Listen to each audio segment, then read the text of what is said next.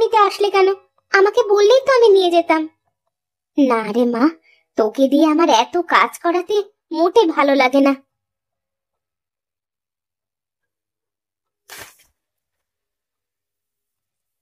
মা, আমার তো কাজ করতে কোনো কষ্ট হয় না, তুমি খালি খালি এমনটা ভাবো। আমি সবই বুঝি রে মা, তুই কত ভালো। আর তোর বোন দুটো হয়েছে বদের হাড্ডি।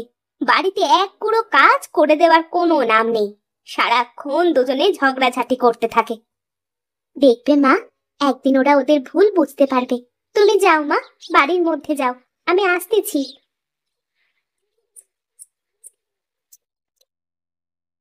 আমার বন্ধুটো কবে যে ওদের ভুল বুঝতে পারবে, কবে যে ওরা ঝগড়াঝাটি বাদ দিয়ে মিলেমিশে থাকবে।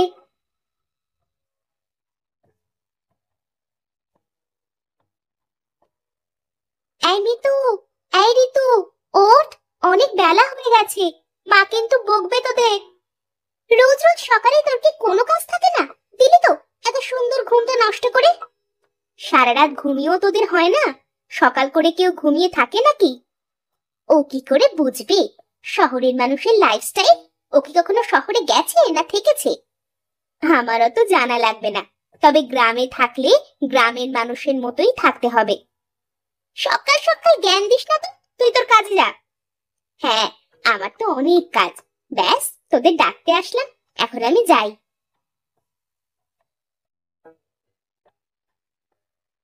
আজ সারাটা দিন যে কেমন যাবে কে জানে। ঘুম থেকে উঠেই ওই অপয়ার মুখ দেখতে হলো। আর বলতে, এখন যেহেতু ঘুমটা ভেঙেই গেছে, চল গিয়ে হাত মুখ ধুয়ে কয়টা খেয়ে নি। তুই এত খাওয়া খাওয়া করিস কেন রে? তোকে না বলেছি একটু কম কম খাবি? বেশি খেলে কিন্তু মোটা হয়ে যাবি, তখন আর তোর দিকে কেউ তাকিয়েও দেখবে না। তা ঠিকই বলেছিস তুই। চল চল, এখন বাইরে যাই আগে, তা না হলে মা আবার কথা শুনিয়ে দেবে।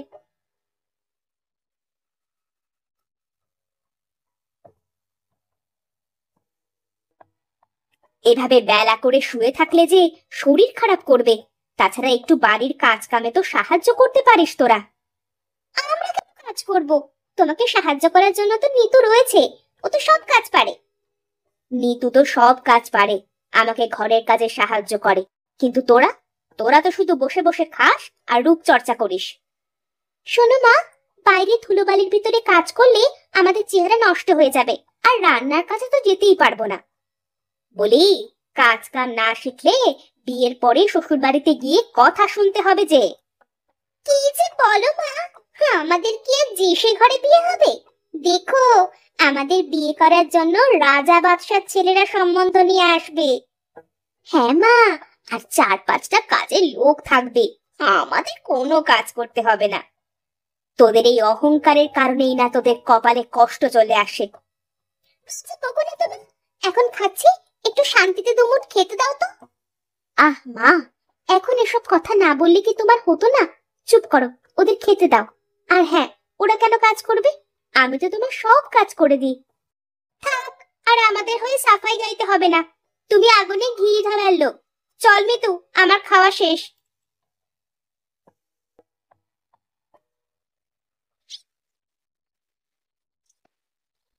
তুমি চলে এসেছো বাবা?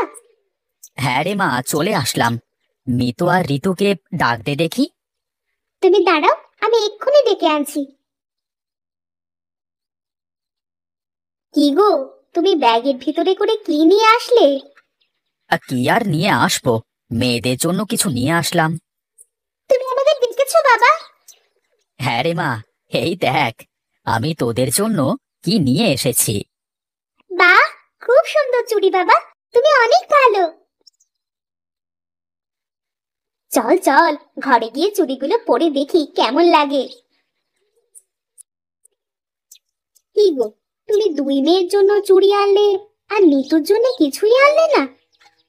কে বলেছে তোমাকে যে আমার নিতু মায়ের জন্য কিছুই আনিনি? আমার নিতু মা তো ওদের মতো সাজুগুজু নিয়ে পাগল না। তাই আমি ওর চুল বাঁধার জন্য সুন্দর লাল ফিতা নিয়ে এসেছি। কই কই দেখি বাবা। যা মা, ঘরে গিয়ে ফিতা দিয়ে চুলগুলো বেঁধে নে, দেখি কেমন লাগে। দেখ তো নিতু, আমাকে দেখতে কেমন লাগছে? বাহ, খুব সুন্দর লাগতেছে। আর আমাকে? দুজনকেই খুব সুন্দর লাগতেছে। তোরা তো এমনিতেই দেখতে অনেক সুন্দর, এই চুড়িগুলো পরে তোদের আরো বেশি সুন্দর লাগতেছে। তোর হাতের ফিতাটা তো খুব সুন্দর, তোর জন্য এনেছে বুঝি? হ্যাঁ রে, বাবা আমার চুল বাঁধার জন্য এই ফিতেটা এনে দিয়েছে। তুই তো আর আমাদের মতো এত সুন্দরী না যে বাবা তোকে আমাদের মতো সাজার জিনিস কিনে এনে দেবে। আমারও তো সাজার শখও নেই। বল যে তুই আমাদের মতো সুন্দর না, তাই সাজিস না। আমাদের মতো সুন্দর হলে তো তুইও সাজবি। তোদের সাথে এই বাজে প্যাচাল পাড়াতে আমার আর ইচ্ছে হচ্ছে না। তোরা থাক, আমি গেলাম। ফিতেটা দিয়ে চুলগুলো বেঁধে যা, তা না হলে তো বাবা কষ্ট পাবে।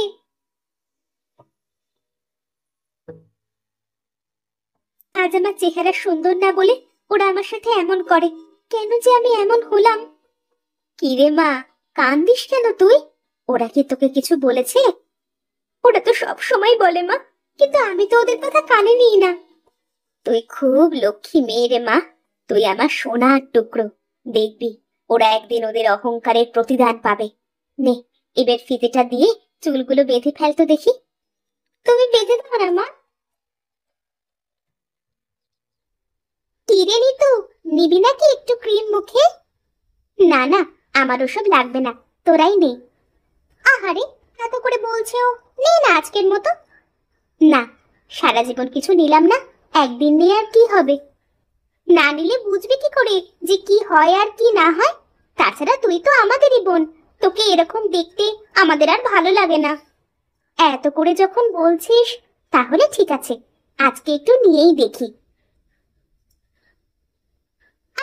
ঘুম পাচ্ছে রে, এখন শুয়ে পড়ি।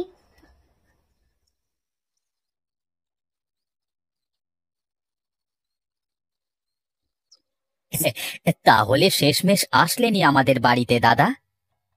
কি আর করব, যে করি হোক ছেলেটাকে এবার বিয়ে দিতেই হবে। চাটা কেমন হয়েছে দাদা? হুম, খুব সুন্দর হয়েছে। কতদিন এরকম চা খাইনে। সেই যে গিন্নি চলে গেল, তারপর থেকে বাড়িটা কেমন যেন ফাঁকা ফাঁকা লাগে। গিন্নি, যাও যাও, তুমি ঘরের ভেতরে গিয়ে মেয়েদের নিয়ে আসো। হ্যাঁ হ্যাঁ, আমি এক্ষুনি যাচ্ছি।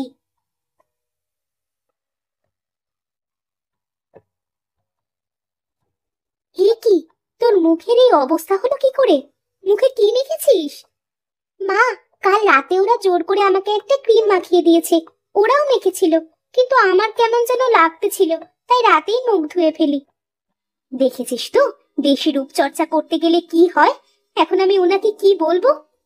মা, আমরা আমাদের ভুল বুঝতে পেরেছি, তুমি নিতুকে সাথে করে নিয়ে যাও। হ্যাঁ মা, আমরা আমাদের এই কুৎসিত চেহারা নিয়ে মানুষের সামনে যেতে চাই নে। তুমি নিতুকেই সাথে করে নিয়ে যাও। দেখো, নিতুকে কত সুন্দর লাগতেছে। নিতু সব সময় সুন্দর, তোরা তো তোদের এই চোখ দিয়ে কখনো দেখিসনি ওকে।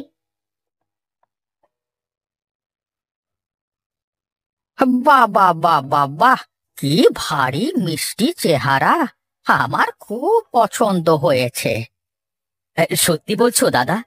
কিন্তু তোমার ছেলে যদি পছন্দ না করে?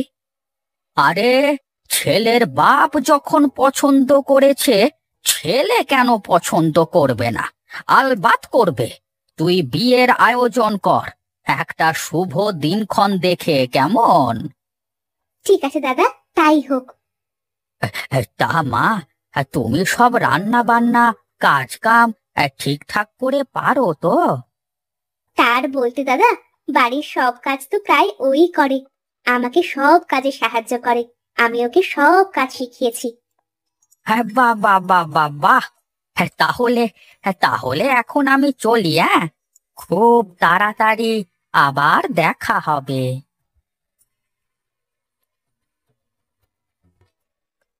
কি গিন্নি, বলেছিলাম না আমার নিতু মায়ের কপাল সত্যিই খুব ভালো? হ্যাঁ গো, সত্যিই তাই। দেখেছিস মা, তোরা যে রূপ নিয়ে অহংকার করতিস, আজ তার কি হলো? আমরা আমাদের ভুল বুঝতে পেরেছি বাবা। এখন থেকে আমরা আর কোনো অহংকার করব না। এখন থেকে মাকে বাড়ির সব কাজে সাহায্য করব।